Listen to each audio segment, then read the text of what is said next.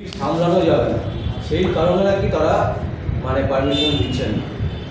রথযাত্রায় তো ভিড় হবে, এটাই তো স্বাভাবিক। সাধারণ মানুষ ভিড় উপচে পড়ুক, তার জন্য রথযাত্রা কেন বন্ধ হবে? পুরীতে রথযাত্রায় এখন তো লক্ষ লক্ষ লোক হয়, পুরো ওই রাস্তায় কোথাও তিল ধারণের জায়গা থাকে না। ভিড় হওয়া তো ভালো, শুভ লক্ষণ যে মানুষের ভেতরে ভক্তিভাব জাগ্রত এসছে, জগন্নাথকে দর্শন করে রাস্তায় নেমেছে। প্রশাসন ইচ্ছা করলেই ব্যবস্থা নিতে পারে, যদি প্রশাসন না পায়, তার না পারে, অনেক স্বেচ্ছাসেবী সংগঠন আছে, তাদের কাছে সাহায্য নিক। ভারত সেবাশ্রমে অনেক স্বেচ্ছাসেবী সংগঠন আছে, রামকৃষ্ণ মিশনের কাছে আছে, বিশ্ব হিন্দু পরিষদের কাছে, বজরং দলের কাছে আছে। পুলিশ সাহায্য নিক সামাজিক সংগঠনের কাছে, তারা সাহায্য করবে ভলেন্টিয়ার হিসেবে, তাদেরকে নিয়োগ করুক, কোনো অসুবিধা নেই।